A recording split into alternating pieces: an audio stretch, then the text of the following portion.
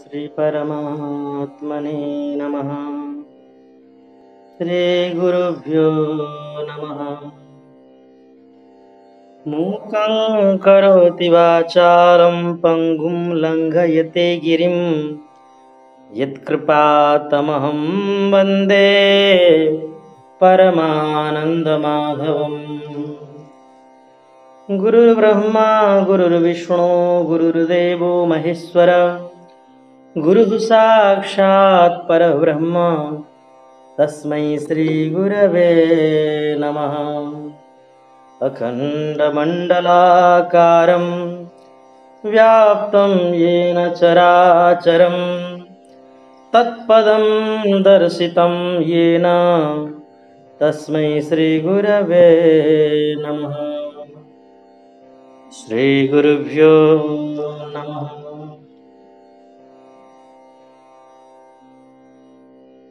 जातकालंकार ग्रंथ हम लोग पूर्व प्रसंग में पढ़ चुके हैं, जिसमें बहुत सारे विविध युगों के बारे में चर्चा हुआ था। आप में से बहुत सारे लोगों ने उस ग्रंथ का शायद नाम सुना होगा जरूर से।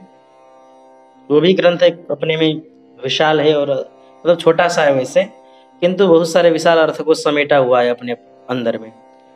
तो इसी तरह से जातक के फलाफल को बताने के निमित्त यह ग्रंथ है बृहद जातकम, जिसके रचयिता हैं आचार्य वराहमिहिर, और जो हमारे समक्ष में उपस्थित है। और इसी का पाठ्यक्रम के संदर्भ में हम आज उपस्थित हुए हैं। और आज द्वितीय अध्याय कल से हमारा प्रारंभ हो चुका है। द्वितीय अध्याय का नाम है ग्रह योनि प्रभेदाध्याय। ग्रह योनि, जो ग्रहों के जो कारकत्व हैं उनमें जो प्रभेद है, ग्रह भिन्न भिन्न चीज़ों के प्रतिनिधित्व करते हैं, उसके बारे में यहाँ बताया गया है। तो इसलिए ऐसा जो अध्याय है इसकी ओर हम लोग बढ़ रहे हैं। प्रथम श्लोक हम लोग पढ़ चुके हैं, द्वितीय श्लोक से वस्तुतः आज का पाठ है, किंतु प्रथम श्लोक को भी पुनश्च हम थोड़ा सा सिंहावलोकनवत् स्मरण करते हुए आगे बढ़ेंगे। कालात्मा दिनकृन्मनस्तुहिनगु सत्वं कुजो ज्ञोवचो जीवो ज्ञान सुखे सितस्स मदनो दुःखं दिनेशात्मजः राजानोरभिषेतगो क्षितिसुतो नेता कुमारो बुधः सूर्यर्दानव पूजितस्य सचिवो प्रेष्यः सहस्रांशुजः। काल पुरुष का अर्थात परमेश्वर का जो आत्मा है वह सूर्य है, दिनकृत आत्मा का कारक सूर्य। तुहिनगु अर्थात शीत रश्मि वाला चंद्रमा, वह मन का कारक है। सत्व पराक्रम का कारक है। कुज मंगल ज्ञ बुध बच वाणी का कारक। जीव बृहस्पति ज्ञान का कारक और आध्यात्मिक सुख का कारक, इसलिए ज्ञान सुखे कह दिया। शीतस्स शुक्र जो है वह सुख का कारक में अगर लेंगे उसको तो जो है वह भौतिक सुख का कारक है, मकान दुकान वाहन इत्यादि का सुख, किंतु विशेष रूप से वह मदन काम को प्रेरित करता है, इसलिए काम का मदन का कारक है। और दिनेशात्मजः शनिश्चर जो है वह दुख का कारक है। ग्रह पुष्टात् फलम पुष्टम विपरीतः शनि फलम, यह भी हमने कल के प्रसंग में बताया था। जो ग्रह परिपुष्ट होते हैं और जिसके वो कारकत्व होते हैं उस चीज को वो परिपुष्ट करते हैं, किंतु शनि के विषय में उससे विपरीत है। शनि दुख का कारक है यद्यपि, किंतु शनि यदि पुष्ट हो जाए तो दुख भी परिपुष्ट होगा, ऐसा नहीं। हाँ, अगर शनि परिपुष्ट हो जाए तो दुख को न्यून करेगा, दुख उसको भोगना कम पड़ेगा। अगर शनि खराब हो जाए तो दुख को बढ़ाएगा, यही शनि की विपरीतता है। आगे फिर हमने दूसरे प्रकार का कारकत्व दिया है यहाँ पर। राजानो रविशीतगु, रवि और चंद्रमा सूर्य चंद्र दो हैं, राजसी ग्रह हैं, राजा के समान हैं, इसलिए सूर्य और चंद्र के जातक राजसी ठाट बाट के साथ जीते हैं। क्षितिसुतो नेता, मंगल जो है नेता का कारक है, नेतृत्व कारक। कुमारो बुध कुमार कौमारत्व का कारक है, इसलिए हमेशा बुध के जातक एवरग्रीन रहते हैं, एकदम एक्टिव रहते हैं। और सूर्य दानव पूजित सचिव, अर्थात सूर्य पूजित और दानव पूजित, देव पूजित बृहस्पति, दानव पूजित शुक्र। बृहस्पति शुक्र दोनों सचिव ग्रह हैं, मंत्रणा देने में कुशल होते हैं ऐसे व्यक्ति। और सहस्रांशुजः, शनिश्चर जो है वो प्रेष्य नौकर का कारक है। नौकर नौकरी दोनों, देखें ध्यान देना। भृत्य कारक कहने, प्रेष्य का मतलब सेवक होता है। अगर वह स्वयं किसी का सेवक है, शनि बढ़िया है, तो सुख पाएगा। अगर उसके यहाँ सेवक पड़े हुए हैं, रह रहे हैं घर पे, शनि बढ़िया है, तो सेवकों से सुख मिलेगा। ये अगर नहीं खराब है शनि, तो सेवकों से दुख, या स्वयं नौकरी करता हो तो स्वयं दुख पाएगा नौकरी में भी। ठीक है, तो इन सब चीज़ों को हम लोग वैसे तो पढ़ चुके थे, फिर भी हमने यहाँ स्मरण करा दिया पूर्व प्रसंग को। अब आगे हम द्वितीय श्लोक की ओर बढ़ते हैं। व्यवहार के निमित्त आगे ज्योतिष शास्त्र में बहुत सारे पर्यायवाचक नाम दिए रहते हैं श्लोक में, तो व्यवहार के रूप में हम स्वयं से पढ़ करके जान लें, समझ लें किस ग्रह का पर्यायवाचक नाम क्या क्या हो सकते हैं, और भी कितने संभावनाएं हैं। तो ग्रहों के पर्यायवाचक नाम को यहाँ बता रहे हैं। हेली सूर्य चंद्रमा शीतरश्मिर हेम्ना विज्ञो बोधमस्येन्दुपुत्र आरो वक्रः क्रूरदृक्चावनेय कोणो मंदः सूर्यपुत्रोऽसितश्च। हेली संज्ञ, ये हेली जो नाम है वो सूर्य का नाम हेली है। कहीं भी ग्रंथ में अगर आगे हेली नाम आएगा तो सूर्य को समझना, पर्यायवाचक नाम। चंद्रमा का नाम है शीतरश्मि चंद्रमा। तो द्वितीय श्लोक का पाठ आज का पाठ है द्वितीय श्लोक से। तो यहाँ हेली सूर्य, हम यहाँ आप लोगों के समक्ष में स्क्रीन भी शेयर करेंगे, जिससे आप लोगों को श्लोक दिखाई दे और आप लोग स्वयं से भी इसको जान सकें, समझ सकें, अधिक से अधिक सरल हो जाए इसके निमित्त। सब लोगों को शायद अब दिखाई दे रहा है। द्वितीय श्लोक, हेली सूर्य का पर्यायवाचक नाम है हेली। चंद्रमा शीतरश्मि, चंद्रमा का पर्यायवाचक नाम है शीतरश्मि।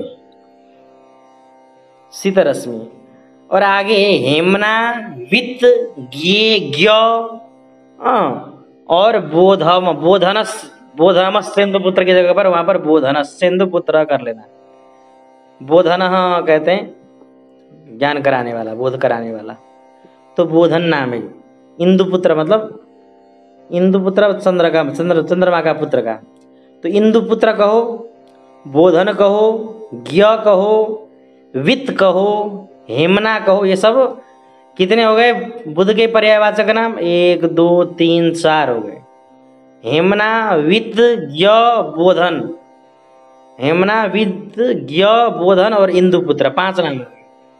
तो इस तरह से बुध के तो 5 नाम बता दिए यहाँ पर। हेमना वित्त ज्ञ भी बुध होता है। और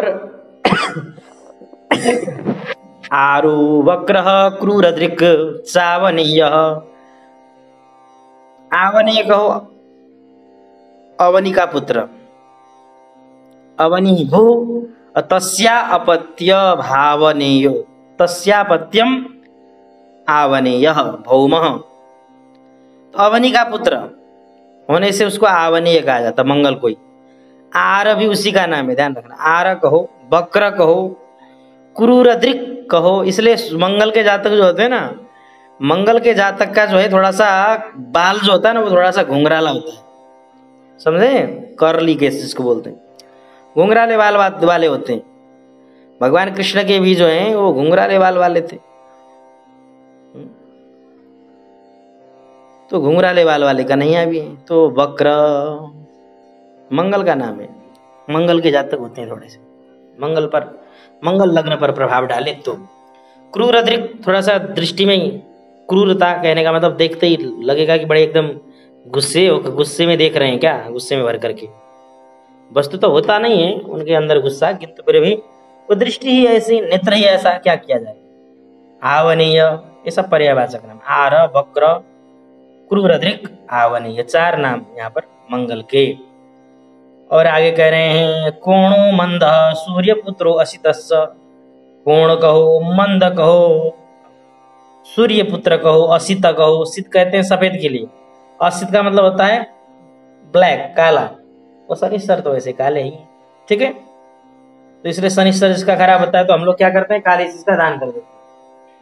इसलिए शनि का कारकत्व उसमें निहित है। इसलिए तो ये द्वितीय श्लोक भी आप लोगों को स्पष्ट हो गया होगा। ये पर्यायवाचक नाम है, इसमें और कोई ज्यादा विशेष नहीं है। अब तृतीय श्लोक की ओर हम लोग बढ़ते हैं। यहाँ तो अभी अन्य ग्रहों का पर्यायवाचक नाम छूटा हुआ है, तो इसलिए वहां बता दे रहे हैं।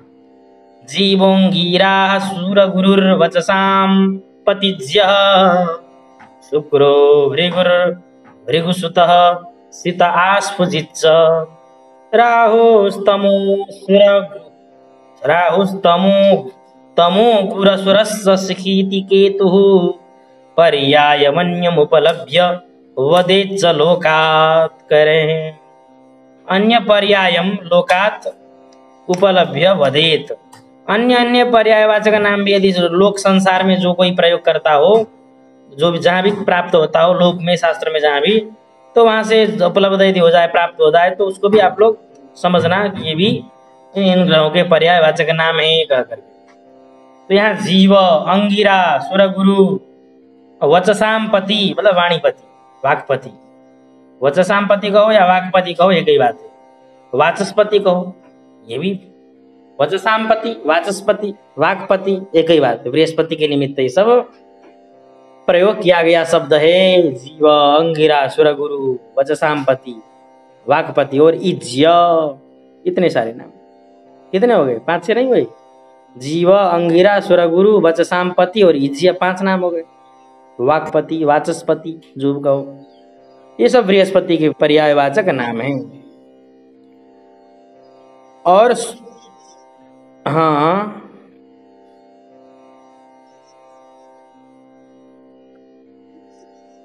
नहीं वो वाणी का कारक तो वैसे बुध है, किंतु यहाँ वाचस्पति का आ गया ना, बृहस्पति का। ये वचसामपति, उसके और इसके में थोड़े से अंतर है। ये पर्यायवाचक नाम के परिप्रेक्ष्य में इसका है, वहां कारकत्व में तो बुध है, किंतु नाम के निमित्त बृहस्पति। ध्यान रखना, अंतर नहीं हुआ। किसी का नाम होता है भाई लक्ष्मीपति, लेकिन वो लक्ष्मी के पति हो ही जाए जरूरी थोड़ी नहीं। हालांकि ये भी बृहस्पति भी वाक शक्ति प्रदान करते हैं, ज्ञान शक्ति मान है, किंतु वाणी का कारक तो बुध ही है। ठीक है। और इनका नाम वाचस्पति, वाक्पति, वचसामपति जो कहो, बृहस्पति का ये नाम है। और शुक्रो, भृगु, भृगुसुत, शीत, आस्फुजित, ये सब के सब किसके नाम है? किसके नाम है? शुक्र के। शुक्र के। शुक्र कहो, भृगु कहो, भृगुसुत कहो, कहीं कहीं भार्गव नाम भी आता है। भृगुसुत कहो या भार्गव कहो, एक ही बात है। शीत, क्योंकि सफेद है ना शुक्र, इसलिए शीत। देखो, अशीत नाम तो मंगल शनि का था, किंतु शीत नाम जो है शुक्र का है। और आस्फुजित थोड़ा सा तेजस्वी रहता है, इसलिए शुक्र का जातक जो होता है थोड़ा सा देखने में एकदम बढ़िया हैंडसम रहता है। ठीक है ना। राहु, तम, अगु, गोह, किरण। गु कहते हैं किरण के लिए, ठीक है। अगु कहते हैं अगु, नविद्यन्ते गावो रश्मयो यस्य स अगु, अर्थात अरश्मि इत्यर्थ, जिसमें रश्मि न हो, किरण न हो, अंधकार एकदम, है कि नहीं। तो अगु कहा गया किसके लिए? राहु के लिए। राहु कहो, तमो कहो, तम कहो, अंधकार, अगु कहो, एक ही बात है। असुर उसकी इसी का नाम है, सिखी, ये तो केतु हो गया। असुर सिखी थी केतु। केतु के निमित्त सिखी शब्द का प्रयोग किया गया है। संहिकेय, स्वरभानु, दानव, अमृत सौर, विधुंतुद इत्यादि बहुत सारे नाम हैं किसके? राहु के। यम, रविज, छायासुत इत्यादि और भी नाम है शनि के। तो इस तरह से पर्यायवाचक नाम और भी हो सकते हैं। टीका ग्रंथों का आप लोग देखेंगे तो वहां पर अन्य अन्य चीज, अन्य अन्य बताया भी गया है, अन्य पर्यायवाचक नाम भी। जैसे सूर्य के निमित्त रवि कहो, तीक्ष्णांशु कहो, दिवाकर कहो, भास्वान कहो, तीक्ष्ण रश्मि कहो, भानु कहो, विवस्वान कहो इत्यादि बहुत सारे पर्यायवाचक नाम हो सकते हैं सूर्य के तो और ज्यादा। इसी तरह से चंद्रमा के भी शशांक कहो, तुहिन कहो, तुहिन गु मतलब शीत किरण वाला, और मृगांक कहो, ग्लोर मृगांक कला निधि आया अमर कुसुम। शशि कहो, निशाकर कहो, नक्षत्रपति कहो, ये सब चंद्रमा के पर्यायवाचक नाम। कुज कहो, लोहित कहो, भौम कहो, स्मा तनय, पृथ्वी तनय, जो भी ये सब भौम के। सौम्य मतलब बुध के, रोहिणीय, चांद्री, मृगांक तनय, इंदुज, ये भी पर्यायवाचक नाम। और भी इसी तरह से सूरी, सुरेय, वाक्पति, देव पुरोहित, इंद्र मंत्री इत्यादि अन्य और भी नाम प्राप्त होते हैं बृहस्पति के पर्यायवाचक। भार्गव, उशना, दैत्यज्य, असुर गुरु, दैत्यर्त्विक इत्यादि, दैत्य ऋत्विक, दैत्य की ऋत्विक है ना, इसलिए तो इसलिए शुक्र के सब नाम। यम, रविज, पातंगी, छायासुत, ये सौर, सूर्य पुत्र का, शनिश्चर का। राहु का तो बता ही दिए हैं, संहेगी, सौरभानु, दानव, अमृत, सौर, विधुंत इत्यादि। इस तरह से द्वितीय और तृतीय श्लोक दोनों श्लोकों में केवल जो है पर्यायवाचक नाम बता दिया ग्रंथकार ने, वराहमिहिर ने। अब चतुर्थ श्लोक की ओर हम बढ़ते हैं। यहाँ पर ग्रहों के भिन्न भिन्न कारकत्व तो यहाँ बताए, कौन से ग्रह कौन से वर्ण के होते हैं। अधुना ग्रह वर्णा शालिन्याः, शालिनी छंद में यहाँ पर बता रहे हैं कि ग्रहों के वर्ण। तो ग्रहों के वर्ण का प्रयोजन क्या है? तो जन्म समय में जैसे लग्न पर जिस ग्रह का ज्यादा प्रभाव हो या जो ग्रह ज्यादा बलवान हो, तो उसी ग्रह के अनुसार उस जातक का स्वरूप होगा। जैसे शनिश्चर बलवान है तो शनि का जो यहाँ वर्ण बताएंगे, शनि काला काला है तो काला काला श्याम वर्ण का होगा बालक जातक। ठीक है, तो जो ग्रह ज्यादा मजबूत बलवान हो या ज्यादा लग्न पर प्रभाव डालता हो और मजबूत भी हो और बलवान भी हो, तो उसी ग्रह के अनुरूप जातक का वर्ण रहेगा। या मान लो कहीं किसी का सामान चोरी हो गया, तत्कालिक कुंडली हमने बना लिया, तो वहां पर जो लग्न आएगा और जो बलवान ग्रह रहेगा उसी के अनुसार उस चौर का आकृति है, ऐसा ही गोरा है, लंबा है, मोटा है, पतला है, ये सब निर्धारण के निमित्त भी वो काम में आने वाला है, ध्यान रखना, समझे। या नष्ट जातक में भी कहीं मेरा माल सामान चोरी हो गया या हो गया है, तो कहाँ किस अवस्था में कौन ले गया है, उठा के कैसा व्यक्ति ले गया, ये सब भी हम निर्धारण कर पाएंगे जब हम ग्रहों के वर्ण को जानेंगे। यही जातक ग्रंथ का विशेषता है, ध्यान रखना। रक्त श्यामो भास्करो गौर इंदुर नात्युच्चांगो रक्त गौरश्च वक्रः दुर्वा श्यामो घ्यो गुरुर गौरगात्रः श्यामः शक्रो भास्करी कृष्णदेह। रक्त श्यामो भास्करो, सूर्य का वर्ण कैसा होता है, सूर्य का जातक कैसा होता है, तो कह रहे हैं गौर वर्ण का तो रहेगा, सॉरी श्याम, थोड़ा सा श्यामल वर्ण का, श्याम वर्ण का रहेगा, लेकिन रक्त श्याम, थोड़ा सा लाल लाल टाइप, थोड़ा सा रक्त वर्ण का, रक्त मिश्रित श्याम, ऐसा वर्ण का जातक रहता है। ये सूर्य का वर्ण है, ध्यान रखना। ग्रहों का स्वरूप बताया जा रहा है, ग्रह किस कलर का है, तो सूर्य जो है रक्त श्याम वर्ण का है, और इंदु गौरव, चंद्रमा जो है वो गौर वर्ण का, और नाति उच्च अंग रक्त गौरस वक्र। वक्र जो है, वक्र का भी नाम पूर्व में बता दिया था ना, वक्र कहकर किसका नाम आया था, बोलो। आरो वक्र क्रूर दृक्चावनीय आया था ना द्वितीय श्लोक में। तो वक्र नाम जो है पर्यायवाचक नाम है किसका, मंगल का। तो वक्र अर्थात मंगल का वर्ण कैसा है, तो कह रहे न अति उच्चांग।